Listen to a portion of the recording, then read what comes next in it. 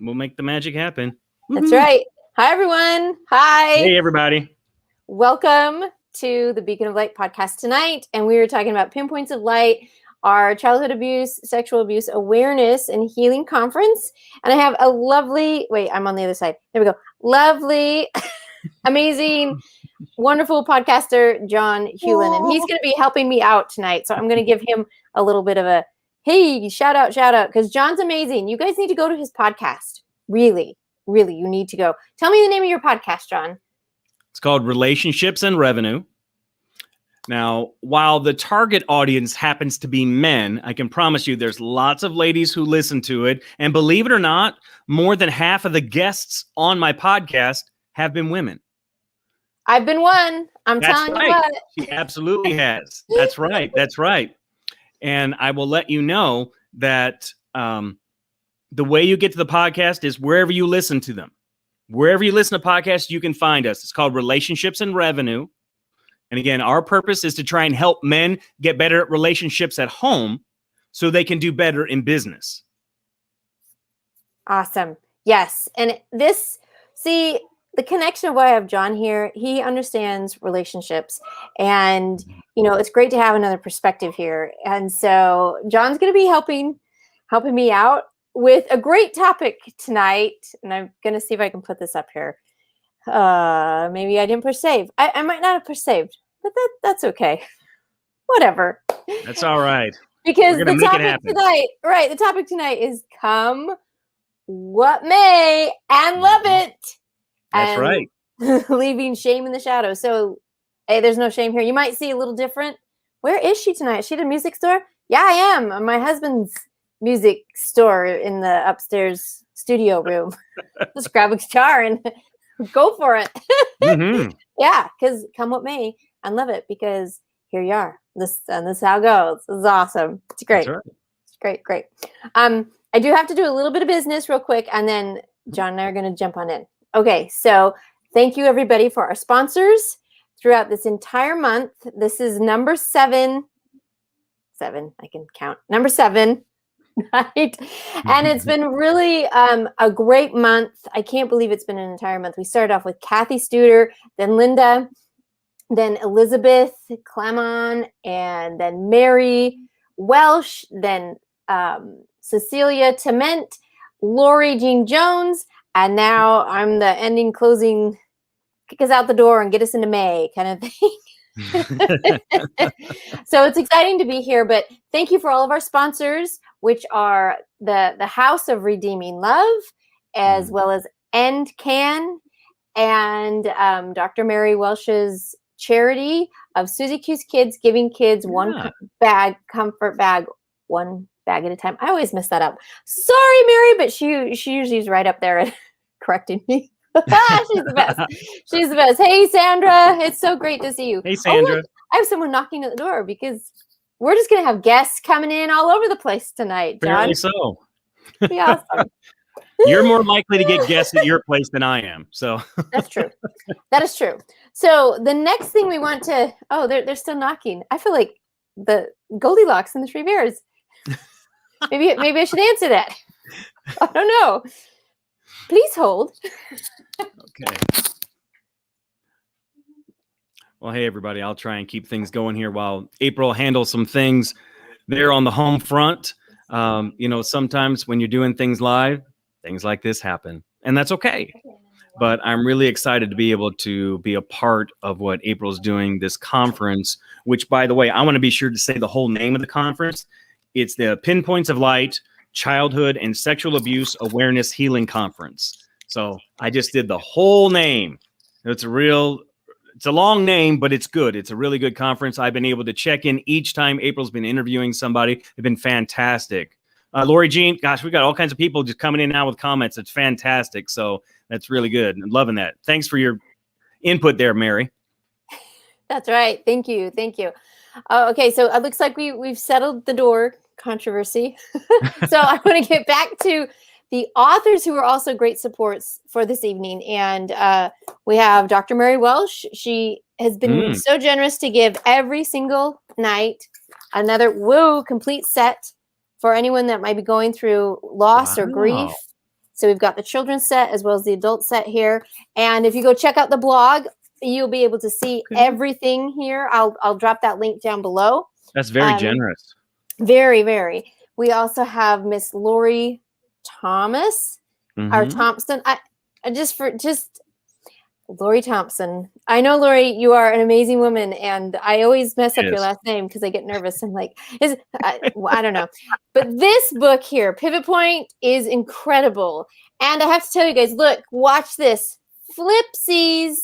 It's 2 books in one. Flipsies, like, you have to check this out. If you need something in your life to pivot with, she really gives you a great direction. And I had front row seats on this one, baby. So super awesome. We have Jill Armijo. Jill Armijo, Home of the Unknown Soldier. Now, I have to say, Jill is an amazing caregiver. She's been caring for her husband who returned home from, the Gulf Stream War. Okay, so back in the 90s. And when he returned, he had a lot of challenges and mental illness, and schizophrenia has become the result. And it's her journey, his journey, how this family has come together, and caregiving, and what you do, and how you love someone. And this is incredible. And I have to say, this is a shout out. Why I saved it for this time is because in May, we start to have, it's Mental Health Awareness Month. And so this is a great way to kind of enter into that month. We have Miss Hope Flansburgh, and I saved this book for tonight to kind of be with mine because we have a piece of a sexual assault happens within the pages of this book, but there is intense healing that also happens. And so it matched really well with the conference, and I wanted to give her a shout out as well. And then finally, my 2 books, I think I have it. I wrote something else. I can't remember. Well, she wrote Pinpoints of Light. That was first. That was first. And tonight we're going to really be focusing on Out of Darkness, since this is the healing journey that I took personally. Now, you'll notice I didn't name off any winners, because tonight, we want to make sure that we're going live, and I'm going to be announcing the winners kind of throughout. People who are constantly, commenting. If you are there and you say, hey, I've been on your, I've been following you through the whole month, and I really want that book. Tell me which book you want, and I'll give it to you. Tell me which book you want, and I will give it to you, because we want to know that you guys have, these last dibs, and, we're going out there at the end. So we'll kind of cover that towards the ending part. Okay, I think all that's taken care of. John, let's do this thing.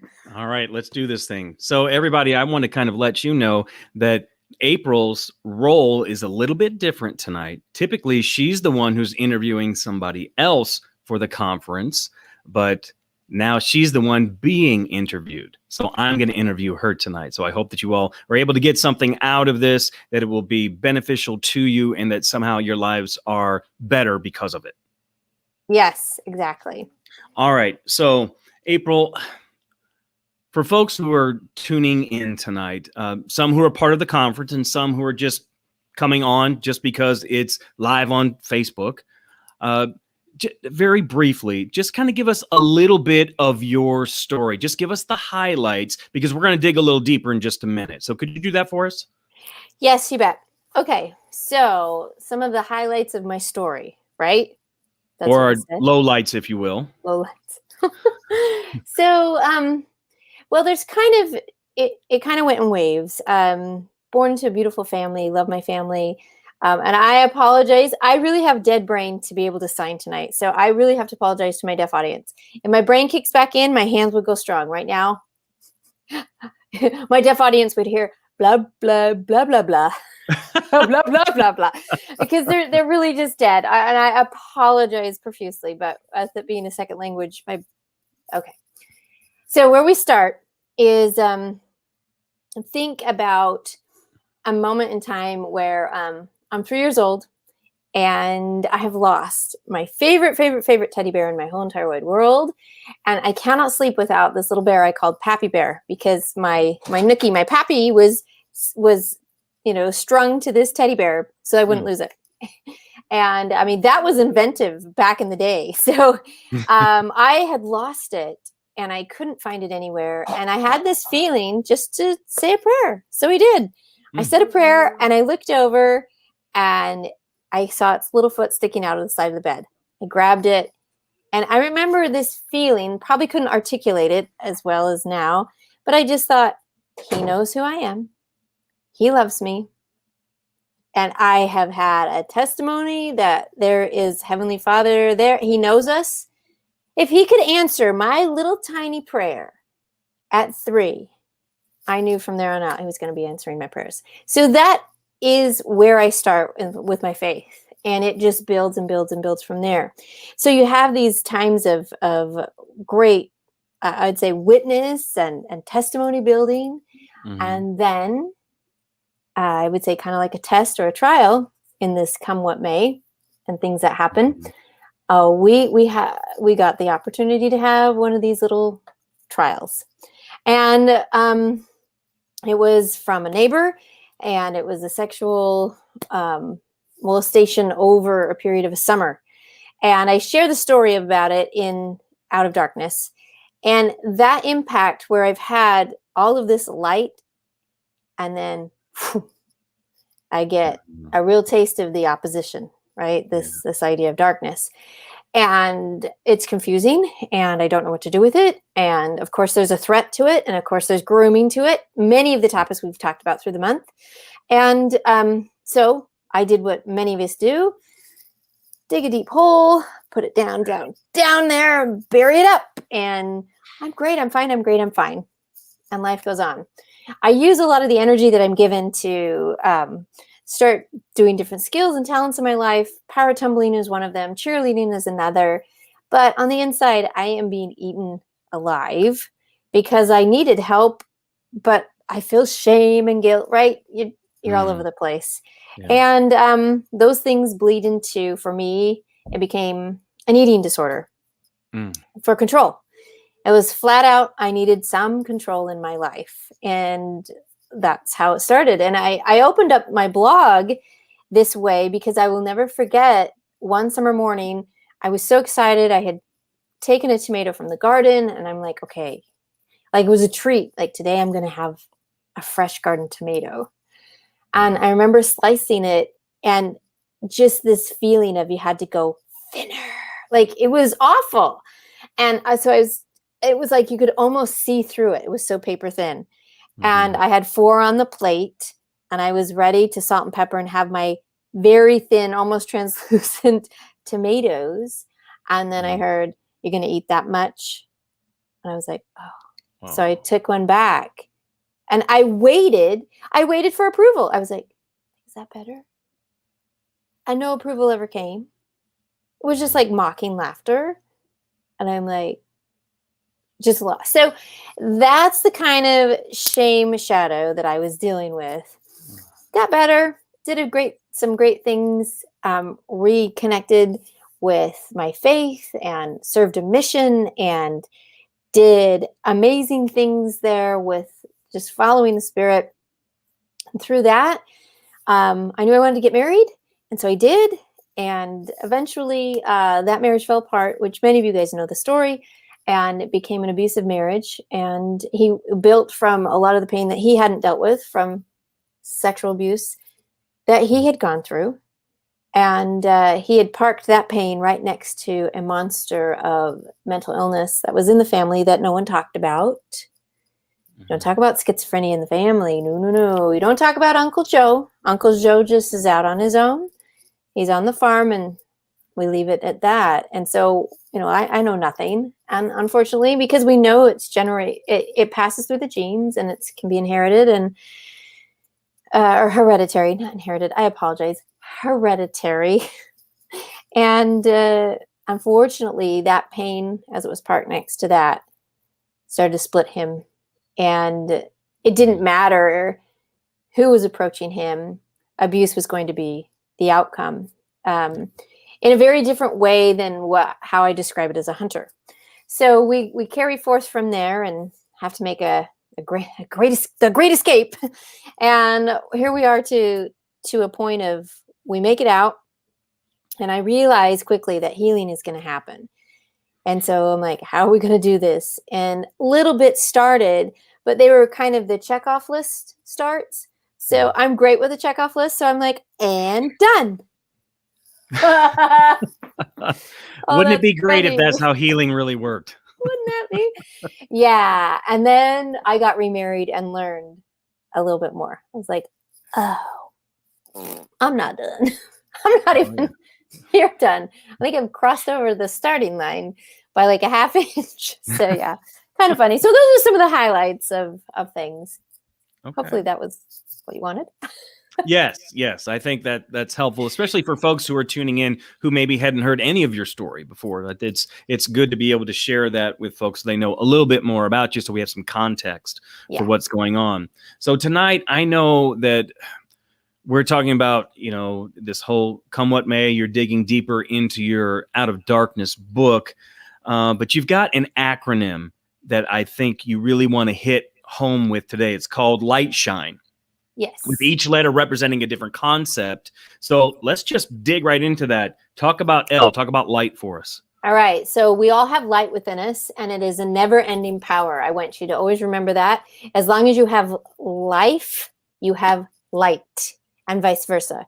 So that's tweetable, folks. That's it. Yep. If you have life, you have light. Period. You do. Now, the next one is I, which is the invitation. So if you're going to do anything, you usually get invited, right? You get invited to a party, you get invited to a wedding, and then there's this great, great adventure that happens following through. So I want you to know that this is an extended invitation for all of you to come into what I call the learning zone. And every time we have a learn, every time we make improvements, every time we grow, ouch, it hurts. Yeah. But if you don't step into your learning zone, then it ain't gonna be too pretty, because we go into then G, which is get to know the enemy, which is your shame shadow. Okay. Now you might call him by different names. It's who I know him as. And I acknowledge that he's there. And if you think about how a light is cast in front of you, your body is obviously a solid object. And so behind you, the shadow will be casted. And so you need to know who is behind you, what that negative voice is always saying to you, so that you can recognize it, so you can turn it down, turn it off. Okay. Now, it will never go away. I need to make that clear. It will never go away, but it gets less and less and less. So that get to know that enemy is important, because H, you want to get out of the heart of your comfort cage. Now, notice I didn't say comfort zone. There is no such thing. Because if you think you're in a comfort zone, well, let me tell you, you're just maybe in an enlarged cage, because you're not growing. You're not doing anything. You are going nowhere. But it's comfortable. Sure, it's comfortable, but we're not meant to sit in comfort. If you could ask any doctor out there, physically, if you sit, what happens? You atrophy. Now you can rest. There's nothing wrong with resting, but it's that idea of comfort. And, we all have those days where we got the 10-gallon thing of ice cream, the chips, the whatever, and you're propped up and it's a Netflix, 10-hour or something. Okay, every once in a while, fine and dandy. But unfortunately, a lot of us like to hang on, hold on, and try to control. To stay within that cage, our comfort cage. Yeah. But here's the lie, is that you built that cage yourself out of your own fears, out of the lies you listen to, out of the lies you tell yourself. You put up every single one of those bars.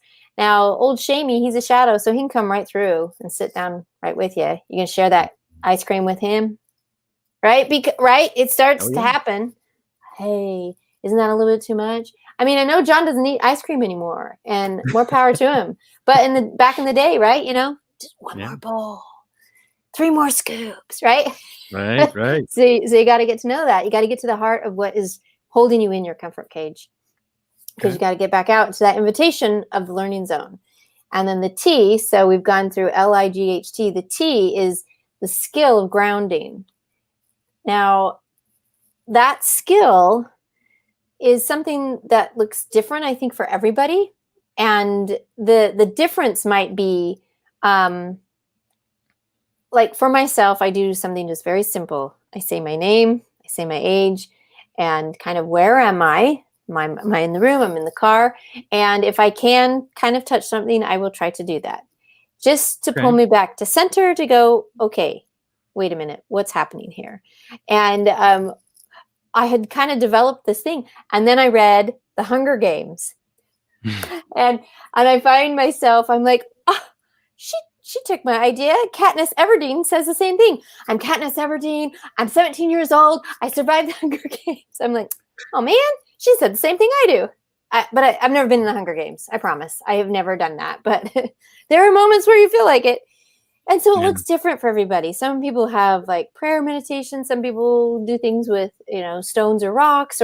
And the idea is however you can ground yourself, please remember that skill.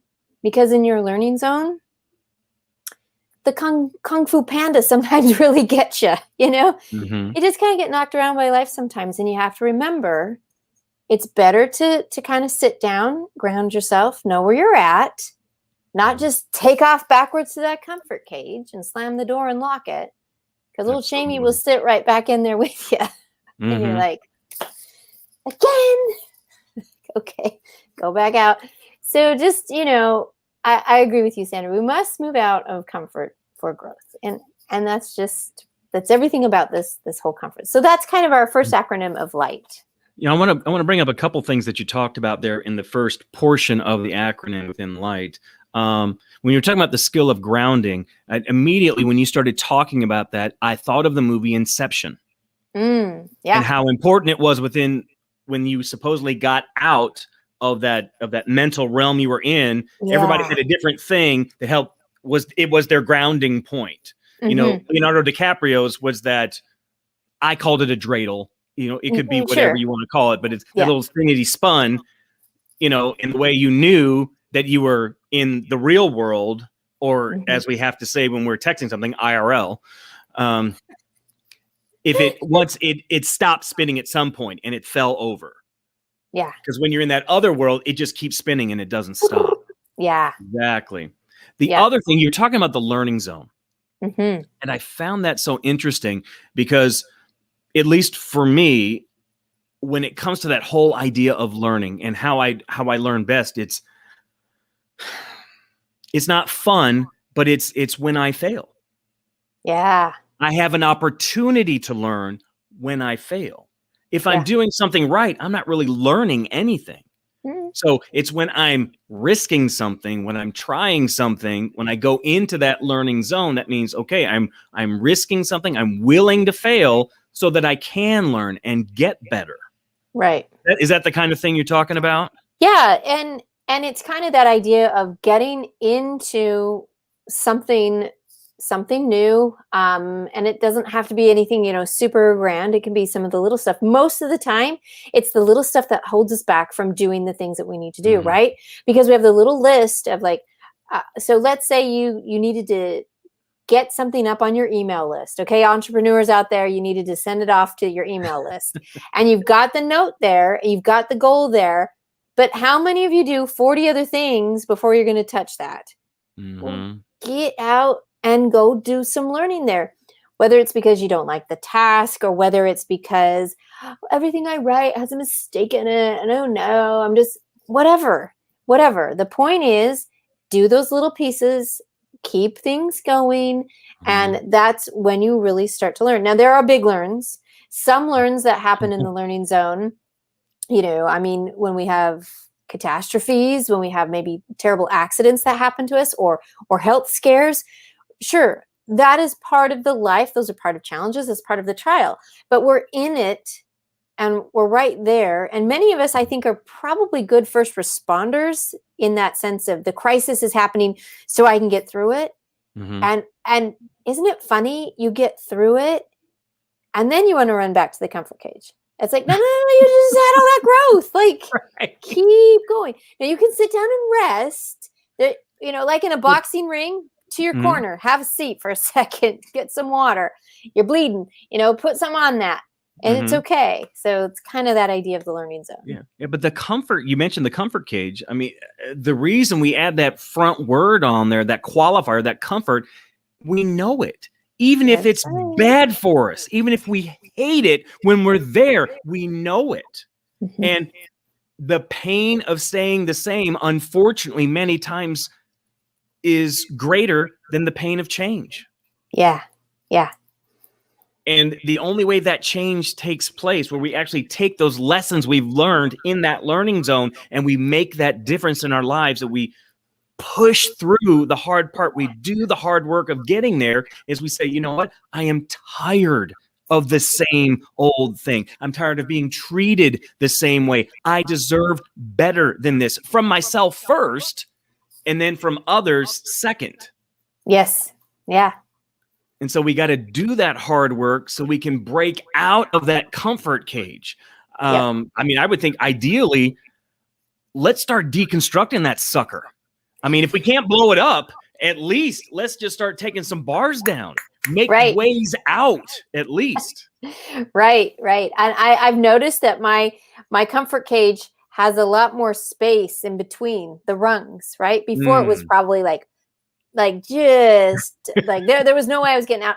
Now it's kind of more like a split rail fence. Like I can duck underneath and sometimes I duck back in, but I don't like to listen to the shame shadow that's like right there. So I don't stay there too long, but you know, I'm just glad that I've been able to take down more and more of those things, you know, take down more of your wall.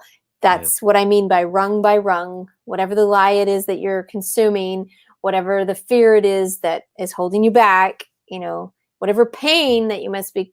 Those are the three things I find the most that cage us in. So, yeah. Absolutely. All right. Well, let's jump into shine. We talked about light. Let's talk about shine. All right. Now we're going to shine.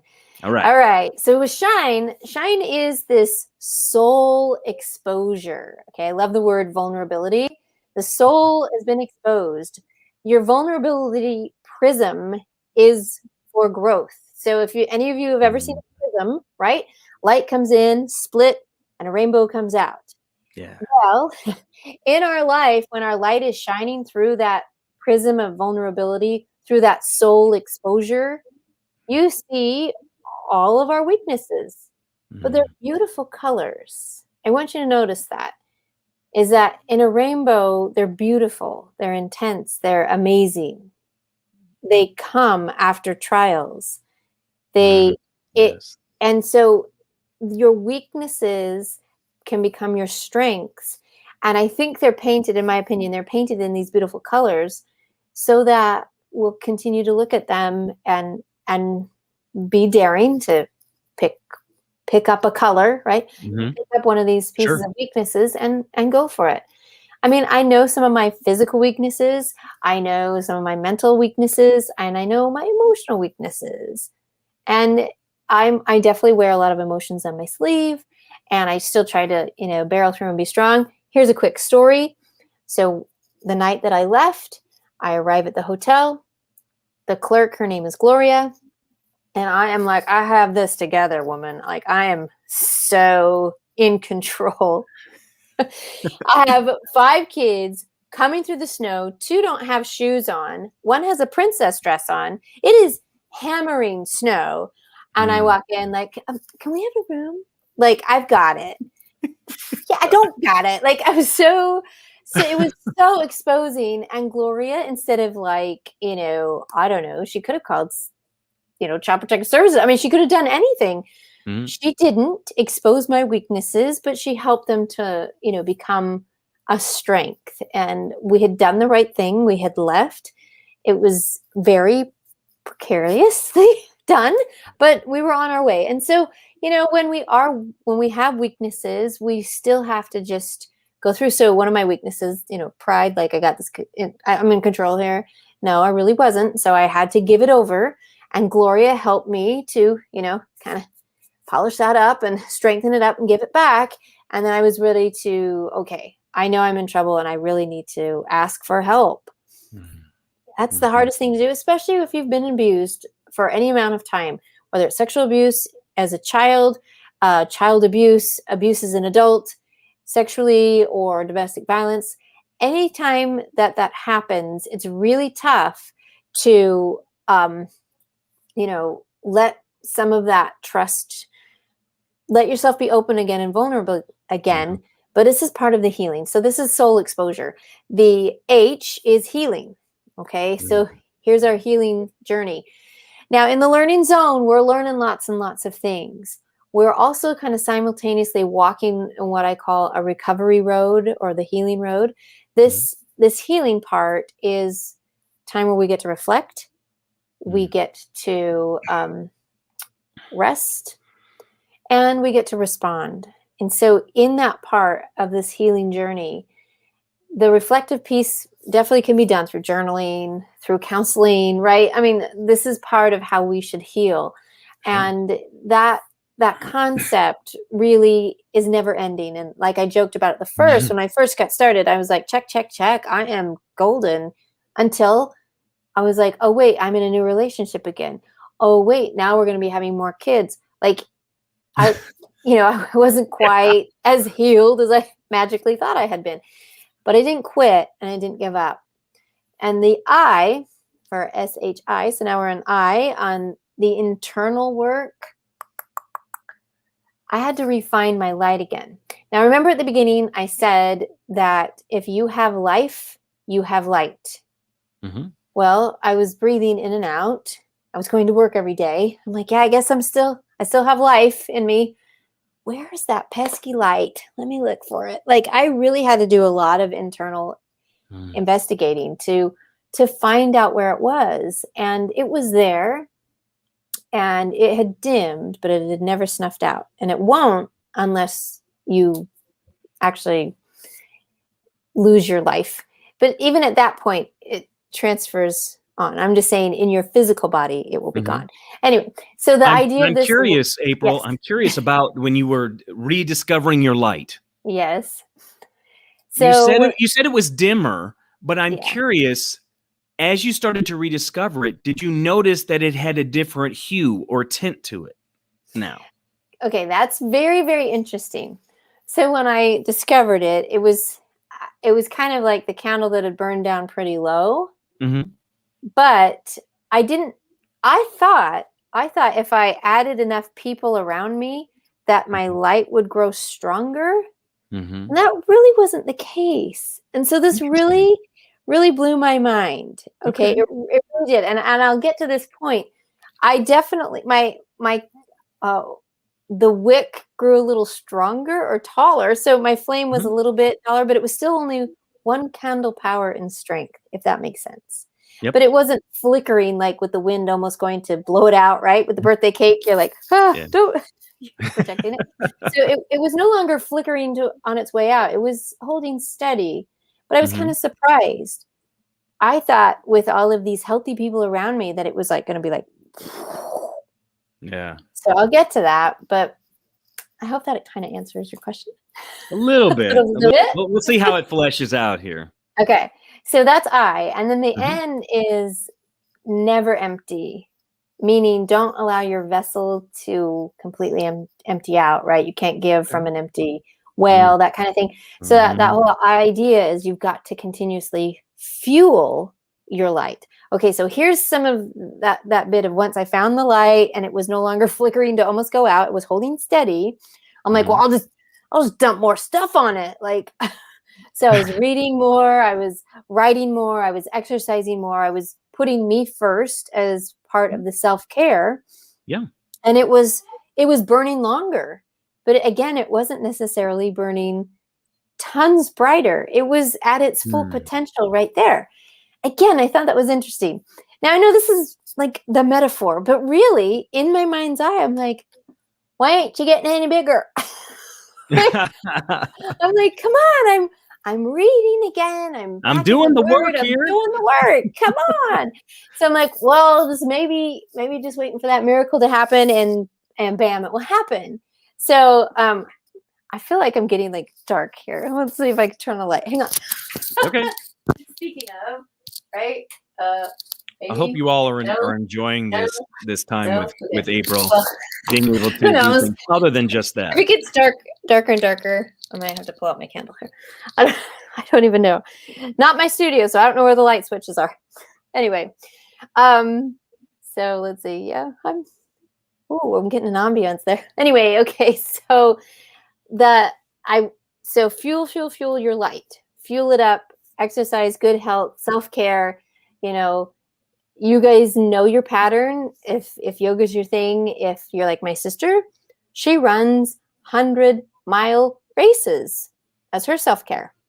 Wow. Okay. Good for her. I will bear 9 children. There you go. There's my self-care. Okay. Right. Well done. It's all different. So like I was saying, I'm adding and adding to this, and it's helping, but I'm still expecting like this wow to come forward. So I'm curious, this self-care that you're doing, these things that you're doing, just to go off of the metaphor you mentioned a moment ago, were these just adding to the wick length? Yeah, I think it was kind of adding to the wax or to the oil, whatever. Okay. So your candle was getting bigger, but the flame was not getting bigger. No, it was still the same strength. Okay. So I'm like, wow, okay. And it was perplexing. It was perplexing to me. I could tell that other people could see differences in me, which was great. And so I knew that the journey was definitely in route. We were doing well. And it wasn't until I got to the E on shine, which is the energy. So, I mean, Energizer Bunny here. I got plenty of energy. I'm like, okay, what do we mean?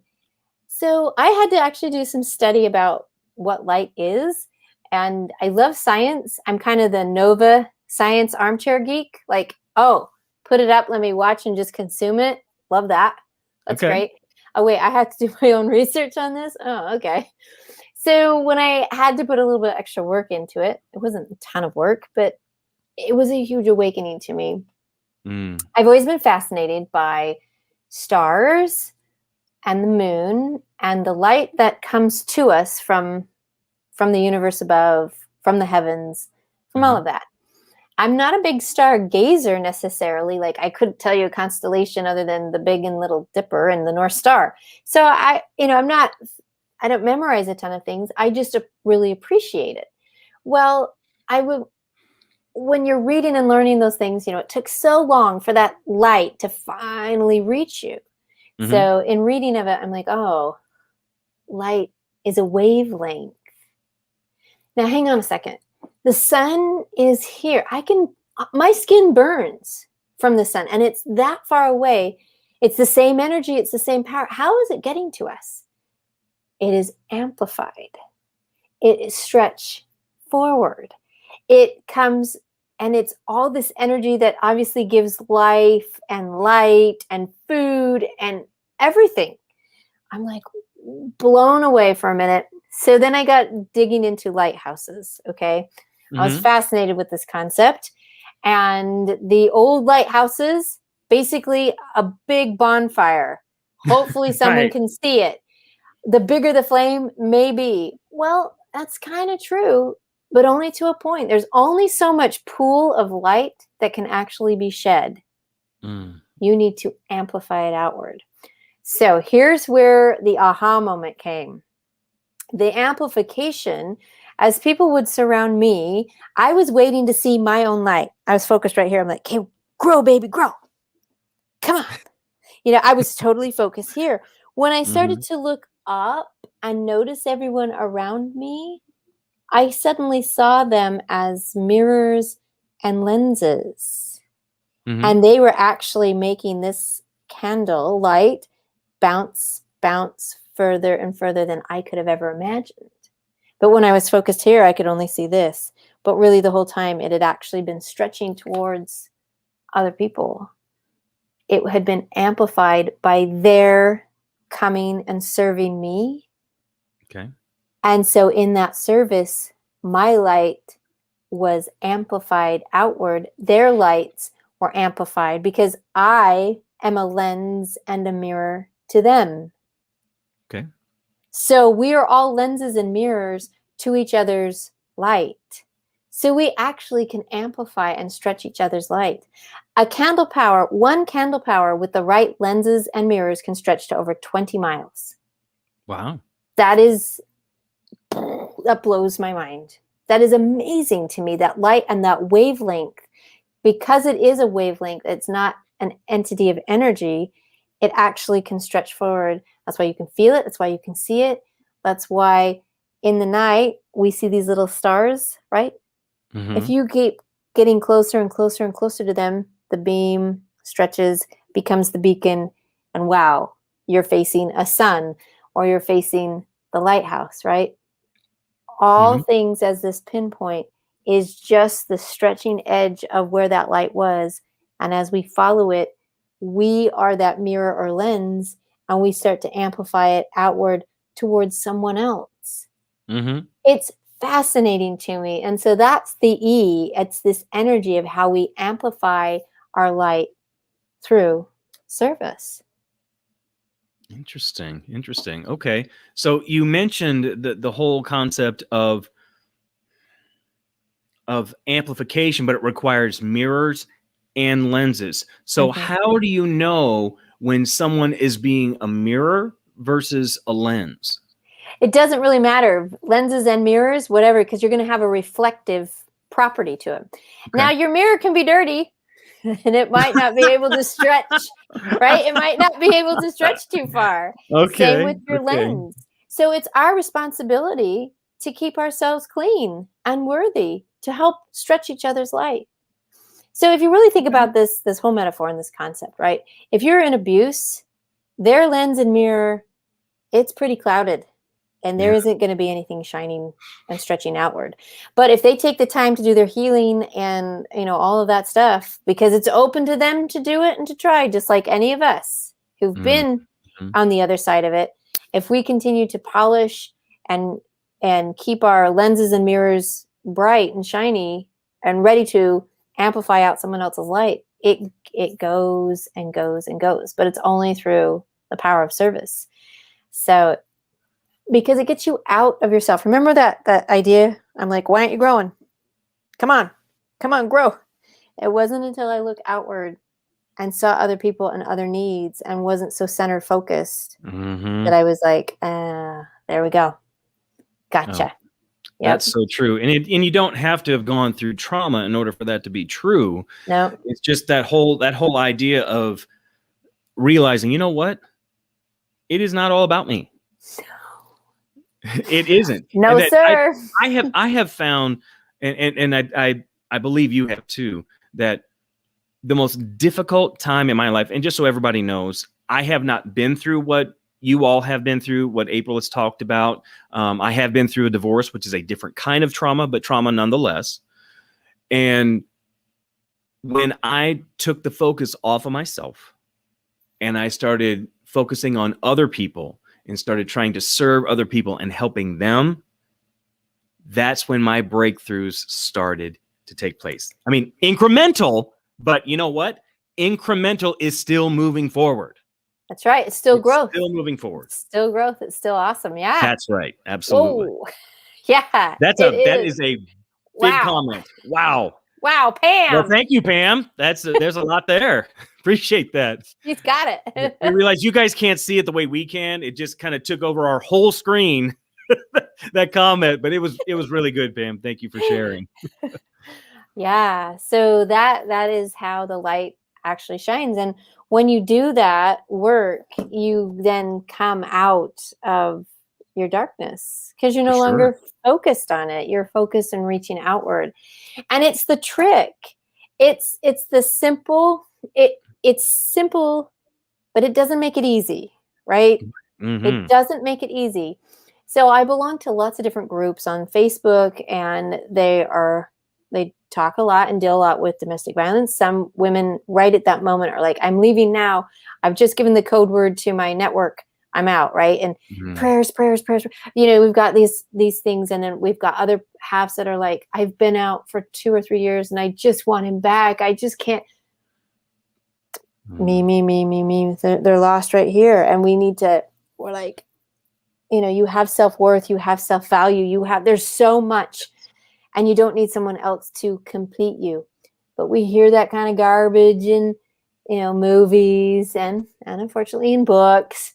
But really, you have the light that you were given, and the more you help and reach and serve others, the more of your light will ripple out, and then more people will get to know you, and then they will feed back with you, and it's this beautiful concept. But you have to be willing to step outside of the comfort zone, the comfort cage, get into the learning zone. And sometimes stepping outside of the comfort zone actually means removing yourself. I'm not talking about an abuse situation here. I'm talking removing yourself from what you're used to doing and just kind of being out here and working on you, because whether it's a romantic relationship or whether it's a friendship with someone else, it's more important to be the right person than it is to find the right person. Because once you become the right person, the other ones come into your life.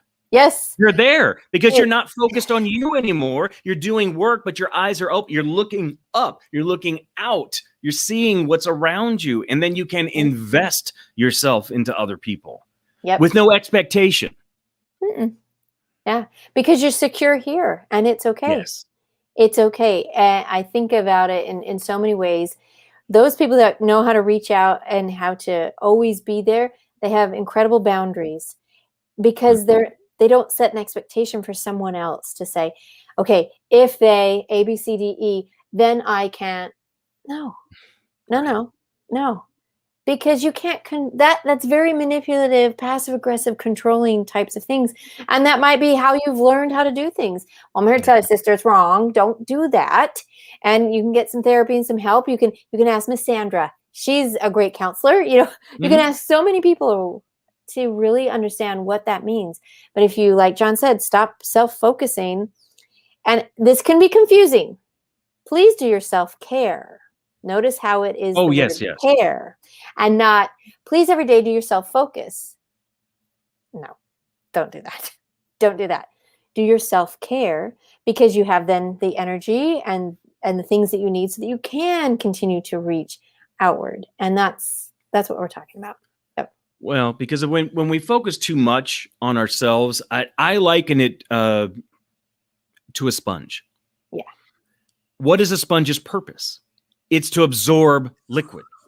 That's what it does. But when we're so focused on ourselves, we're a sopping wet sponge and we're trying to absorb more. We can't.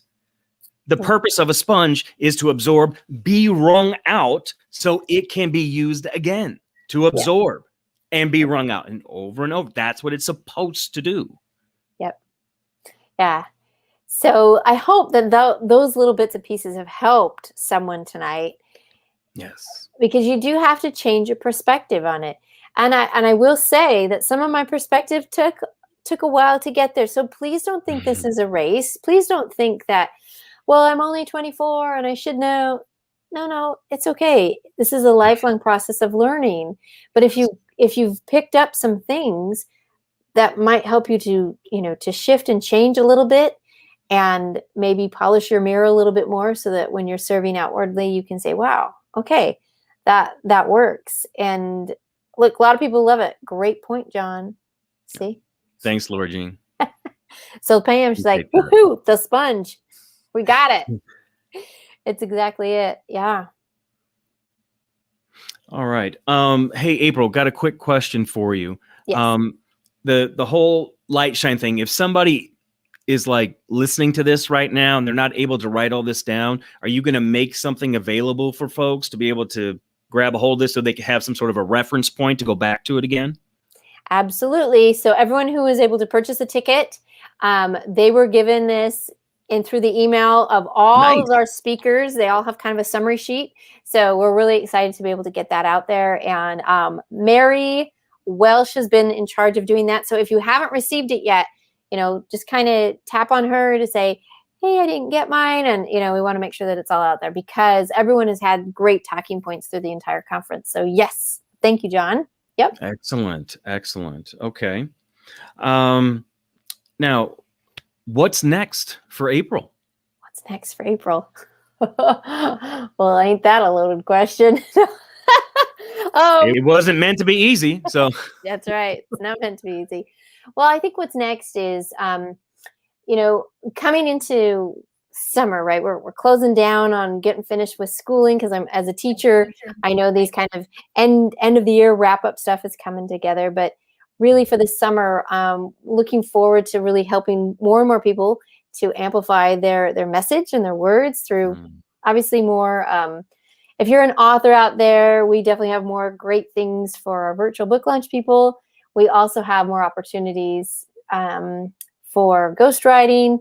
But what's really exciting is we're looking at a way that we can help others who want to do their writing and actually get books published, to give them an opportunity to do it in a way that it's all together in a place. And I'm probably saying way too much than I should, but it's coming soon, and we're getting excited about those pieces. Having summer with my kids, going out to the great outdoors, doing some camping. What is life really about? In my opinion, it's about family, relationships with God, how you connect with people. And so I'm really excited, looking forward to this summer and doing that with my kids, with my husband, and just, keep it where it needs to be. So I'm excited about those things. Now, you mentioned about some surprises coming with the whole publishing sort of thing. So when can we be expecting to hear more about that? Because my ears definitely perked up. For those of you who don't know, I am in various stages of process with my own particular book, and it's part of my story. It's not all of my story, but it's definitely a big part of it, and it's part of my message that I'm trying to get out there. So that's part of the reason why I'm curious, and so I figure the viewers and listeners are curious as well. So, do you have a date in mind, or when should we be expecting this to come about? I can't give you an exact date, but I will say it's coming probably this year, 2021 for sure. Okay. Now one piece that I can be excited about is first part of August. We were hoping July, but it's going to be in August. In August, I'm going to roll out some new opportunities. My books will be republished, and this is part of this. And underneath my own publishing house, and it's called Amplified Publishing. Oh, so exciting. And so there's going to be some more opportunities like this, but even deeper is that if we have authors who are out there that want to go, they have 4, 5, 6 books within them. I mean, Dr. Mary, she's had something like, I don't know, 4 books in like 2 years or a year and a half. Like, I don't know how she cranked all this out. 4 books in a year and a half? So I'm not kidding. Oh my goodness. Yeah, she hit it. She tapped in and boom, there she went. Good for her. That's amazing. So, wow. I know there's authors that are out there like that have more messages than just one time. And so we want to show them this opportunity for themselves. And anyway, that's really all I can spill right now. So hopefully there's some curiosity happening. And it's really good. We're so excited to be able to bring this information to a lot of people. So, yeah. That's very, very exciting. Not just to me personally, but to be able to share that with other people. Yeah. I know it's been a long time coming. Yeah. I know that. And I'm very, very excited for you. I mean, look at all these responses we're getting. People curious, people wanting to read. They've already been published. They want to get republished with you. I would even say for those of you who are participating in this conference, my guess is all of you have a story that needs to get out there. Talk to April about that. Let her do a mini coaching session with you. Right. I'm volunteering you for something you didn't even know I was volunteering you for. So I apologize ahead of time. So, but get on a call with April to talk about the best way to do that, because for not everybody will it be a book. There'll be other things. I think books are fantastic, and I love that. In which, by the way, I agree with Kathy that Amplify Publishing. I love that. Love the name of that. But this is the one thing that I'm asking all of you, because I'm doing this myself, and that is Don't die with your story still inside you. Somebody needs to hear your story, because if you can touch just one person, it is all worth it. Yeah. All of it's worth it. Because remember, your pain isn't for you. Your pain is for that other person that you're going to get the help. Because you went through it, you have the privilege of being able to help other people go through that nasty mess that either they're in the midst of, or you can see it. You see those warning signs miles away. Help them by sharing your message, sharing your story, because that's what it's all about. Yeah, when we connect with story and you find yourself saying that whisper of me too, or that shout out, me too. And it's fantastic, because a lot of learning can happen there in, I would say, kind of a safe way. I love books. I escape into books. I love the fiction. I love the nonfiction. I love the learning that everything is going to happen. In that piece, what I can do is I can relate to the character. I kind of test out my own problems on that character. I can see, well, how's that character going to do that? I'm like, ooh, that's a good idea. I'm going to add that to my own skill set. I'm going to add that to, possibly even my own writing. Like, wow, what a great concept. How can I really move that forward? So it's exciting. Very exciting. Very exciting. So as we wrap up tonight, April, do you have some concluding thoughts that you want to share with anybody, or just that's something you just want to send everybody off with? All right. I hear myself in this weird echo, so I don't know if you guys hear the echo, but I do. It's driving me crazy. Okay, good. So I would love to leave you all with the concept again, is that if you have light, you have life. If you have life, you have light. Please always remember that. You have value, you have worth. You're made by something even greater than yourself. So don't listen to that shame, shadow, and all of the lies. Whatever pain you've had, it can be overcome. It can heal. Yes. It's just like ripping off a Band-Aid. It's going to hurt at first, but it's going to heal. It's going to get there. And stop living in fear. It absolutely traps you. It drains your energy. It pulls you into depression. Don't listen. Don't go there. Oh, that's real easy for you to say. No. It's hard for all of us. But there is a choice in everything. Yes. Even if you choose to make a 1-inch step, you're 1 inch further than you just were. That's right. You can make 1-inch steps, and it's okay. And you will have the whole audience cheering for you. But you have to tune in to the people who are cheering and not jeering. Okay, there's a difference. Please listen to your cheering group. All right. I want to share this last story. When I was on what we call Trek, and what Trek is my ancestors. They came to this country to be able to worship their God in peace. And they wanted to travel to what they called Zion. And they took a boat across the ocean. They took boats down the Erie Canal. They walked over and got kind of to the edge of the wilderness, which was in America at that time, near St. Louis, Missouri. And my ancestors pulled hand carts, 1,300 miles, to Utah, to the Salt Lake Valley. All in the name of they wanted to be able to worship with fellow people who believed in Christ, and they wanted to do that all together. And so my ancestry, her name is Ellen Parkinson. Ellen was 5 years old. There are 9 children in the family. She is number 7 of this family of 9. Along this trek, they get trapped in Wyoming. Horrible storms, terrible storms. She watches her father freeze to death, her mother freeze to death, and 3 of their siblings die. It's she and 3 others that are left. Rescuers come. They are able to save the party. But yet they still have to walk the remainder 700 miles to get into the Salt Lake Valley.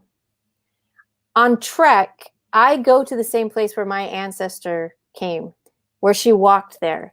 Now, I was there in the middle of July, so it was definitely not snowing. It wasn't 20 below. It was hot. It was crazy hot. The idea of it, though, is to reenact certain things so that you can become and understand what their experience might have been. My trek was 3 days. She had 1,300 miles to cross. So it's just a sliver, right? It's just an inkling. Mm-hmm. In this trek, there's something called the women's pull. And so I don't know if you're familiar with a hand cart, but it's a shallow bed cart with 2 large wagon wheels, and there is a handle that 2 people can push and 1 person can push from behind. And you have about 80 pounds in the cart. Well, our carts were full of this. The men were asked to leave and to stand along this hillside.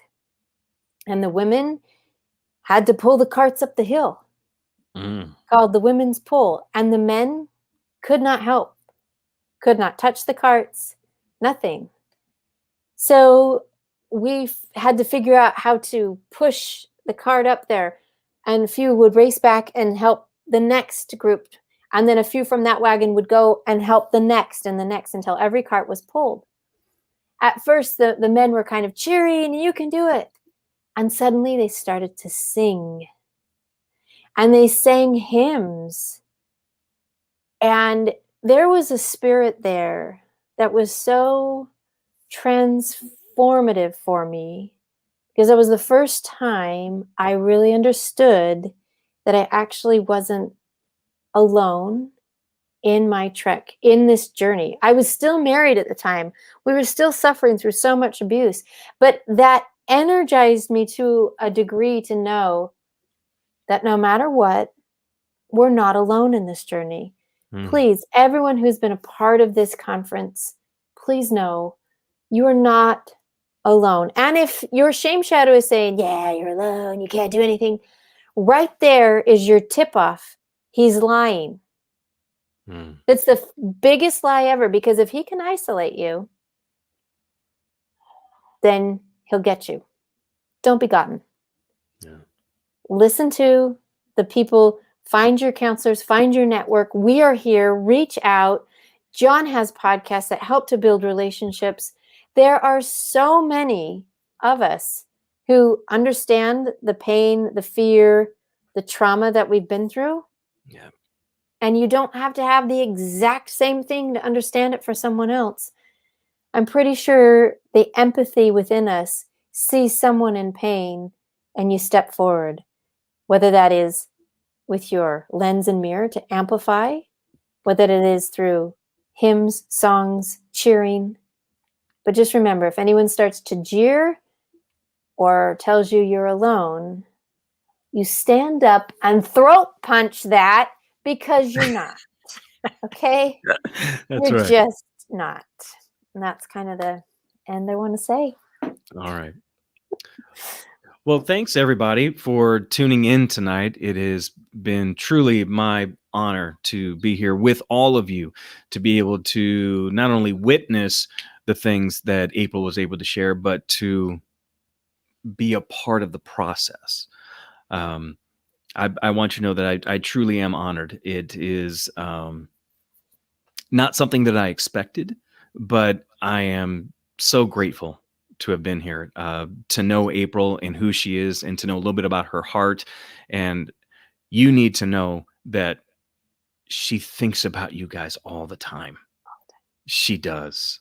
She thinks about you. She prays for you. Pretty much everything she does, she's thinking of you and how to try and make your lives better, how to improve what's going on in your lives, how to get you from where you are to where she knows you're destined to go.